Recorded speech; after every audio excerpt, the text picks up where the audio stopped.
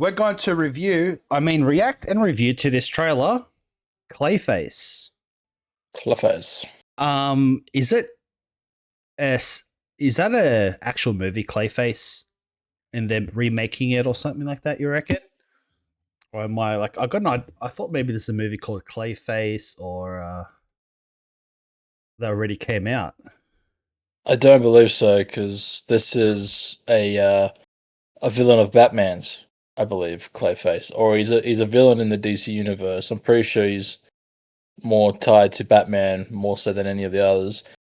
The only difference with this one is apparently it's got a red band R-rated trailer to go with it. So according to this, it's going to be quite violent. That's about as much as I know of it. I don't know anything else about Clayface.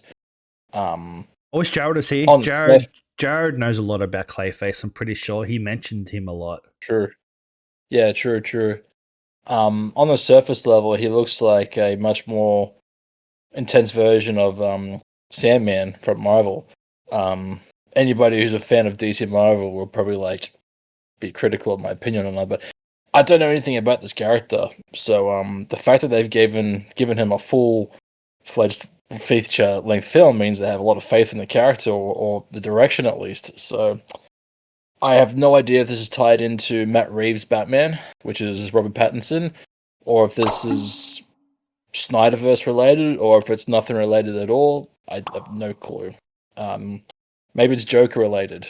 Phoenix's Joker. Yeah, it's like all right. I'm blind, man. Well, let's see, shall we? Mm-hmm. As usual, ladies and gentlemen, press that subscribe button right there. Bink. And 3, 2, 1, click. Show me. Show me. No. It's the end. Robert Pattinson? No.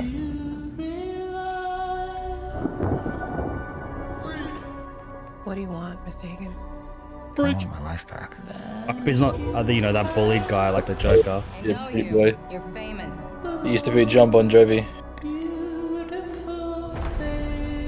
It's a tragedy what they did to him. Same man. Ooh. I'd like to volunteer for human trials. This isn't cosmetic surgery. Even if it kills me, I'll be better off than I am now. Vanity. Matt. What? I'm okay. You okay? I'm okay. He's pretty again. I feel great, actually.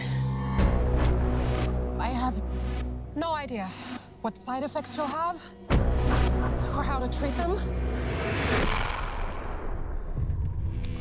It's cool. It doesn't seem like a Marvel film. Oh, sorry, a DC film. Territory. Seems like a standalone type thing.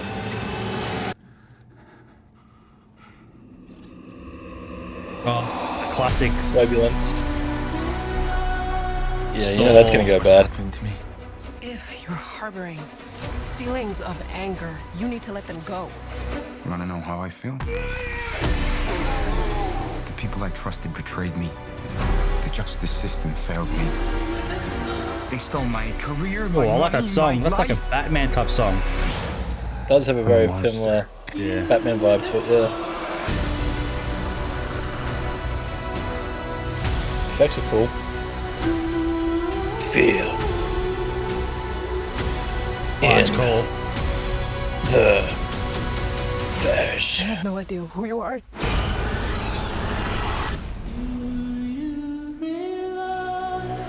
The face. Okay, they didn't show a whole lot. It was a lot of close-up shots. I think it looks... Okay, that was interesting. That R-rated thing doesn't seem very R-rated at the moment. Well, I thought it was a red band trailer. I'm pretty sure it's meant to be R. That's all I know about it. I thought this was a red band, but evidently not. Saying that, there's still some creepy moments in it. Like, the intention with the scissors on the airplane. You know that's going to go bad. You know he's going to cut his face up, or I don't know, he'll probably mold his face again because he's clay and all that stuff. Yeah, okay. I'm still perplexed as to the why Clayface, because I mean, in the grand scheme of the last 20, 30 years, he's not really a well known or recognized villain. So maybe this is another step towards them trying to build up their own DC universe. I don't know, because they've got the DC label written all over it. So it does have Matt Reeves vibes in terms of its tone. It's taken itself very seriously. Well, what did maybe this is Matt Reeves do again? Sorry, the Batman, the recent Batman, oh, the one with Robert Pattinson. Yeah. So yeah, and even like the Penguin TV series, which again is affiliated to Matt Reeves' Batman. So I'm guessing maybe this is part of that same universe. I'd be very confused if it isn't, just given the vibe and tone to it. So yeah, that's really all I have to report on it, man, because I really don't know much about this character. Yeah, well, it has a very like seems like a movie that's very its own type of film.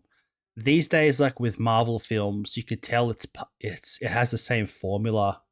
A lot of the movies have the same formula, but this one seems like, based on the trailer, it has like a unique kind of vibe to it. It's like DC's trying something different here. They're trying to be a bit more dark. They're trying to have movies seem like their own kind of movie. Like with Batman, I thought that was an incredible movie, and it seemed like like a standalone film. So you know what I mean? Like it has a very standalone type film, and it's not like mass produced shenanigans. Yeah, well, they're not trying to set up like a DC universe immediately. They're actually trying to take their time with it and learn from the Zack Snyder series, which just got overabundantly too damn quickly. If that's the case, cool. The characters intrigued me. Some of like the themes, obviously, they didn't go for in this is like, vanity and self-image and all this stuff, and society's beating me down because I'm no longer pretty. It's a perfect time. It's a perfect time for this to come out. The whole looks maxing community, and this is a very looks. This should be called Looks Maxer or something like that. Yeah. They're also, by the looks of it, a bunch of nobodies. Well, not, I don't want to say nobodies, but they're not exactly A-list actors cast. So it's either both daring or cool. They don't want like celebrity to stand out from the project. So I'm just gonna check out the. I know her. She seems. I've seen her in quite a few things. Yeah, I couldn't tell you. She does look familiar though. Yeah. Let's have a look here at the cast. If I can find it, that'd be great. Eddie Marson, Naomi Ackel, and Max Minghella. Hopefully, I haven't butchered that last name. Yeah, I recognize the other girl that's in it. The one that was kind of flirting with him on the dance floor. The guy the super New York looking guy at 35 seconds. I don't know. New York. The New York on steroids looking guy. What, the one with the long hair and grey suit? No, 33, 30, 34 seconds. It's a tragedy. That guy. What they did to him. It's a tragedy what they did to him. Oh no, it's the scene right before it. It's that guy. He looks like Robert De Niro mixed with Robert De Niro. He looks like he's going to be like a lawyer in the family that tried to help him but failed, and he's a good guy, but he also is powerless to stop things that happen, and then he'll probably get killed midway through the film, and that would be the cornerstone push for this Clayface guy to go full-blown villain. That's already my 2 cents on the project. That's I'm getting the vibe. It's got like it's kind of got like the Crow vibe mixed with what do I want to say here? Batman. Yeah, well, Batman, but like Joker, really, because this is obviously a villain origin story. mobsters obviously carve up his face. I've heard that reference somewhere. So similar ties to that stuff. Yeah, Yeah. Other than that, here you go. in the comics, Clayface. I remember. Yeah, he was like a really grotty guy, really like evil guy. But in this, he doesn't seem very evil. Unless I'm going to get my wires mixed. I thought Clayface was super evil. I know he's a villain. Again, they're trying to make it out as if like not all villains were born evil. That it was society and all that turned him. They did the exact same with the Joker, and it probably worked with Clayface, but not for the Joker. The Joker is not meant to be the villain that we're supposed to understand. That's my 2 cents on it. Oh yeah, they've If done they wanted to just Joker, Penguin, million and now times. Clayface. Yeah, well, Penguin, they did a great job in establishing that, we had a TV series with them, and you think you're going through the story arc of his and trying to understand Cobblepot, but if you've watched the show without giving any spoilers away, you realize, hold on, no, he's not this sympathetic kind of guy with morals that we thought he was. He's actually all out for himself. So any attachment you built towards him went literally down the tube by the final episode of that show, which was really great. It reminds you of like, hold on, no, this character is a certain way because of a certain way. So if they're gonna give us the sympathy story for Clayface, all I'll say is it better be good and not a generic. Because so far it does have the vanilla steps involved. Tragic circumstance occurs. He loses faith and hope in himself. Someone comes along and says, "I have faith and hope that this will work." Backfires, and again, it's probably the old story of like, because society rejects him, he rejects society and becomes a villain. That's where I'm seeing this go, because it's generally the origin story, I believe, from his comics. And And maybe he's got a girlfriend that's like trying to pull him back, and he's like, or something like that. Well, I would safely presume that he will eventually reject her. He'll get to a point in his villainy where he goes too far, and he no longer recognizes himself, but only Clayface, and that will be title Clayface. So and in the next movie, his girlfriend is the only secret weapon to him. It depends how strong his he girlfriend is. Ceramic Woman, and together they make nice pottery. They make a nice silicon base, mate. Yeah, no, like the next one would be Batman beating the shit out of him because Batman's ready for everything. Yeah, I'm curious if there's any other superheroes in this, or it's just going to be him. Well, they probably are, but we just don't realize that they are. You know what I mean? Like maybe even the lawyer's significant. Maybe that was Harvey Dent. Who knows? Yeah, I don't know. or like Some of the effects in you go in this universe. It's not the Schneider's universe, obviously. So who do we have in the new universe? We know, is it the new Batman universe? Is it just Clayface and Batman that we know of? And Penguin, maybe? They were trying to make a James Gunn universe, but after Supergirl's major flopping, apparently studios are gonna like bail on that. And there's a lot of wink suggestion that maybe even Zack Snyder will be coming back.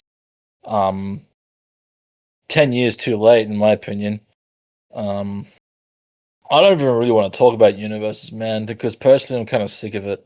We still got the Marvel universe hanging on a thread. We reacted to the Doomsday trailer a couple days ago. I'd be happy for this just to remain standalone. I'd be happy if Matt Reeves' Batman remains standalone. The Cobblepot TV series could be its own thing. It doesn't need to have get the whole universe back into it. I am honestly bored of that stuff because it just eventually becomes too much, and they replace any good story narrative with like fan service. And regardless of who's directing what, it will eventually become that again. So I'm just gonna say no to any more universes, man. I'm done with them. Yeah, and it's so easy to like ruin a universe. All it takes is one bad film, or it takes one miscast of a character that all the people are like, "Oh, that's not, she's not a he, she, she, he," and then the whole universe gets like destroyed or something like that. See, I agree, but at the exact same time, all it takes is one successful film to ruin the universe. Because the director of that successful film will say, hey, they love what I'm giving them, so I'm just going to give them anything now. You know, they'll drop their guard to writing quality. Because we get to a point where the ego is basically saying, doesn't matter what I throw at the screen, they're going to watch it. And I feel that's what happened with James Gunn. It's kind of what happened with Zack Snyder, Kevin Feige, freaking Jon Favreau. The list goes on, man. The second you get this turn of successful profit instead of successful films, you lose sight of what you're making in the first place. And then we get Supergirl, we get the state of Marvel at the moment. You know, it's just you're trying to provide fan service to keep the fan base allied with you, but the more you do that, the more you're churning that butter. It just becomes toxic, man.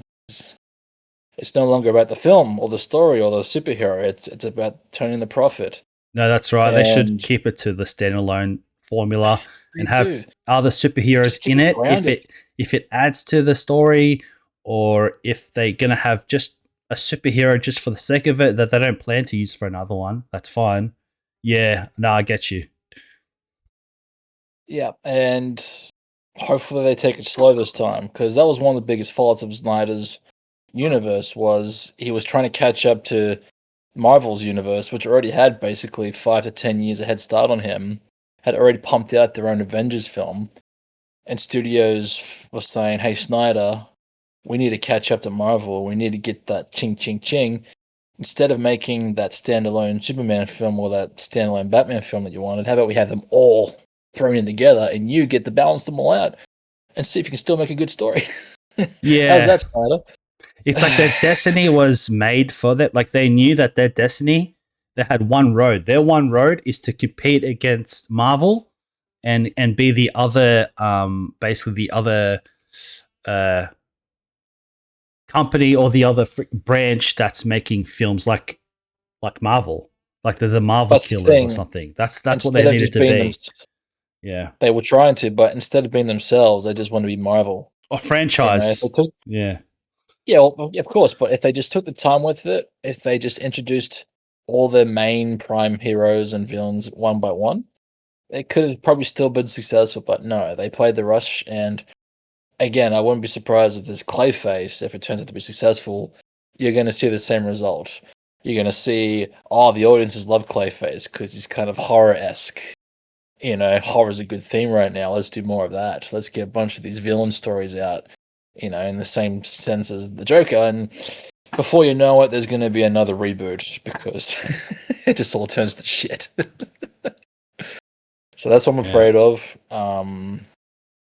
But, you know, I'll wait to see what the film does. It might be great. It might be shit. And it could prevent a catastrophe that is another franchise being rebuilt. Who yep, knows? yep. That's it. Well, I have hopes because Batman was good, and yeah, We shall see. we shall see. All right. Thank you, ladies and gentlemen. Let us know what you thought. If you loved it, if you hated it, and we'll see you on the next. Are you interested in Clayface? Is Clayface a villain that you're interested in? I'm curious about that because I don't know anything much about Clayface. No, neither. Neither. I just Yeah. think it has a cool title, and I like the idea. It's like a face that can get molded into weird ways, and that. He can mold his entire body. He turns into basically a giant swap creature. You know, that's why I compared him to Sandman because Sandman has very similar powers to him. Or maybe he can Um, he can like he can turn himself into loved ones and that, and then do weird shit. You can act like someone's body Maybe. double. He definitely, I think he can do that. You know, doppelganger himself and all that stuff. But again, I know little about his character. Just that he can be a big brooding monster made of clay. Yeah. All right, catch you later, everybody. Bye. Bye.